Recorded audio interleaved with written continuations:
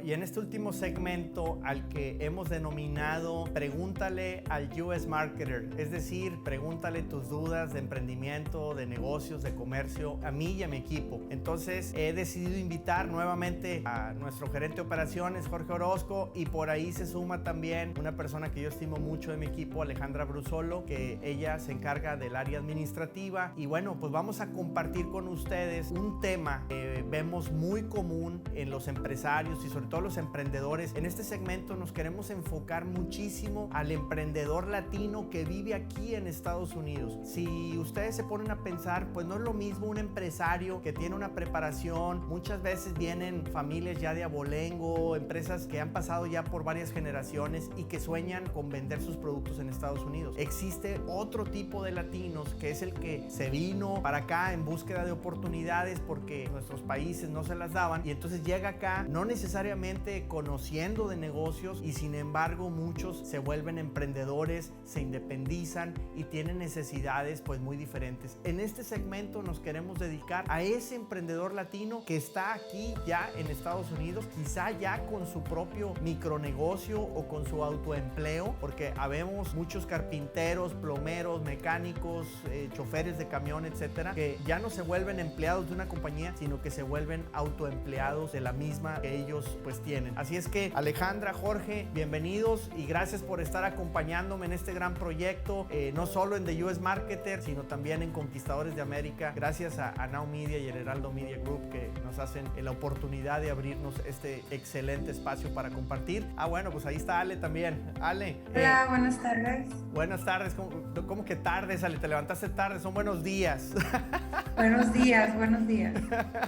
Oye, Jorge, estábamos comentando antes de arrancar el programa que nos hemos dado cuenta, y bueno, obviamente tú también, Ale, nos hemos dado cuenta que en ocasiones los emprendedores no sabemos diferenciar el bolsillo del negocio del bolsillo personal. Pensamos que la facturación de la empresa es nuestra facturación y ahí cometemos un gran error. ¿Qué me pueden decir de esto? Bueno, aquí tenemos que tener muy en claro que son dos entidades diferentes. Una entidad es la empresa, es una persona jurídica, tiene su propia personalidad, tiene sus propias obligaciones fiscales separadas de las obligaciones fiscales que tienen los socios. No es igual el ingreso que va a tener la empresa al ingreso que va a tener el socio. Son impuestos diferentes que se tienen que presentar, son responsabilidades fiscales diferentes. Tenemos que ser muy conscientes de esto. No es lo mismo el impuesto que va a pagar la empresa al impuesto que va a pagar el socio o los socios. Sí, y sobre todo, y ya yendo un poquito más a la práctica,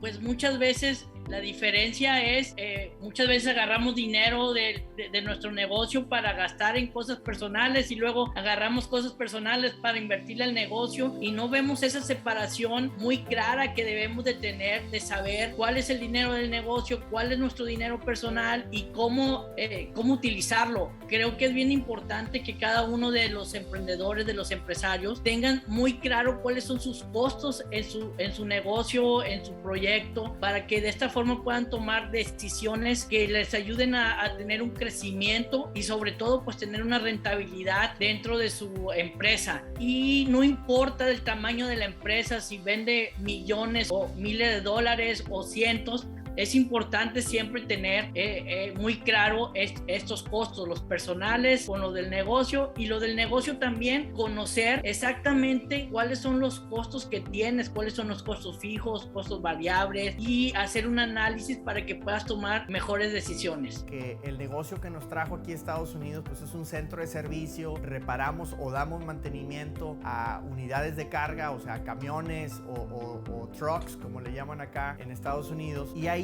trabajamos muchísimo con hombre camión, o sea, owner operators, personas que son dueños de su propio camión. Y a mí me ha llamado muchísimo la atención a lo largo de los años que la gente dice, oye, facturé esta semana $3,000 o me gané $5,000, pero a ver, ¿que los facturó el camión o los facturaste tú como chofer o conductor del camión? Y es donde a veces no sabemos diferenciar, o los facturaste o los obtuviste tú como utilidad del negocio de transporte. Entonces de repente yo veía ahí, no, ellos se referían que facturó $5,000 ese negocio de transporte y de ahí hay que descontar diésel, deberíamos descontar un sueldo del conductor, que bien pueden ser ellos mismos, y después habría que crear como pequeñas provisiones o un pequeño fondo de ahorro, si así le queremos llamar, para gastos que se pueden venir más adelante, como llantas, mantenimientos, cambios de aceite, etcétera. Entonces, lo que sobre después de esa provisión o de ese ahorro y del sueldo y del diésel, pues entonces ahí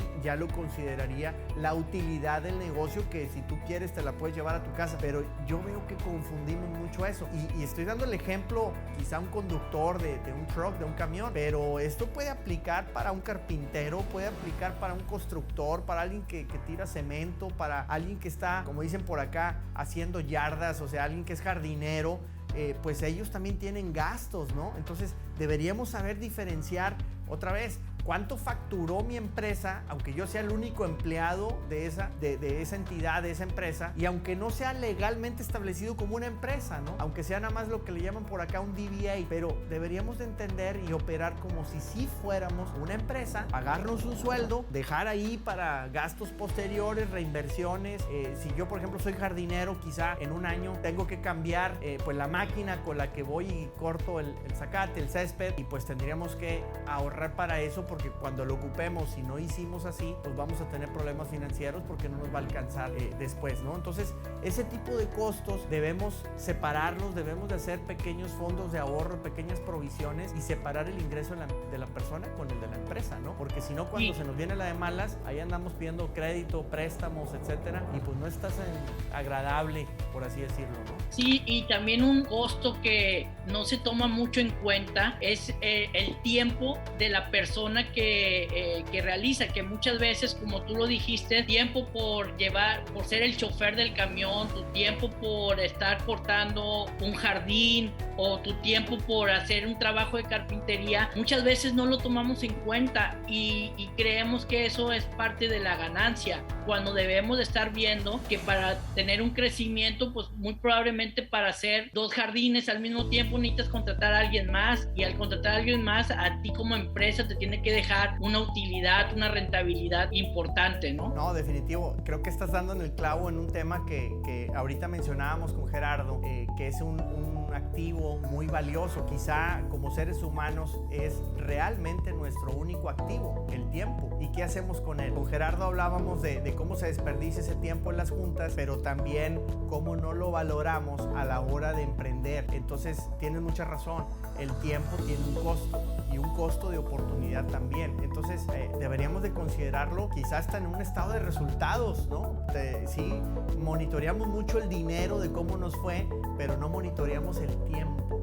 Y creo que aquí, como te digo, estás dando, pero en un punto primordial de nuestros emprendimientos, porque también, como bien dices, el día que queramos escalar, nunca consideramos de inicio el sueldo de la persona. Entonces, cuando quieres agregar un segundo, un tercero, ahí ya nos falla porque no nos dan las cuentas, y por eso muchas veces desde un inicio nuestros emprendimientos pues no están bien fundamentados y no nos permiten dar ese crecimiento que un día pueda hacer pues que dejemos de ser autoempleados para realmente volvernos pues un dueño, ¿no? Entonces me encanta ese tema que presentas del tiempo, Jorge.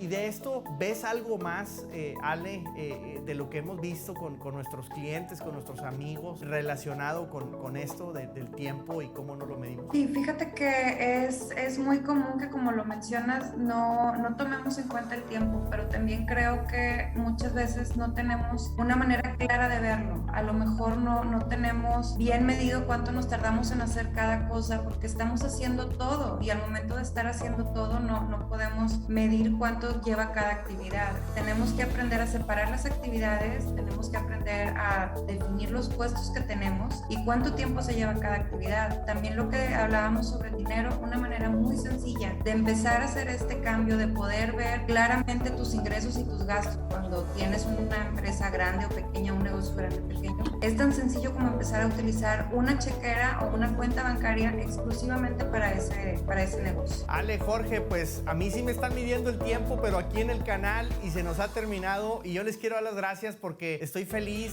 de este primer episodio, de haber estado aquí en este primer programa de Conquistadores de América. Soy su amigo Edmundo Treviño. Por favor, síganme en todas las redes sociales. Estoy como Edmundo Treviño, y también búsquenos como The US Marketer. Estamos por todos lados, y escuchen nuestros podcasts, vean nuestro canal de YouTube, y sobre todo estén aquí, acompáñenos el próximo sábado porque vamos a continuar conquistando América. Los esperamos. Muchísimas gracias a Now Media y al Heraldo Media Group que nos han brindado esta gran oportunidad de estar aquí compartiendo con ustedes.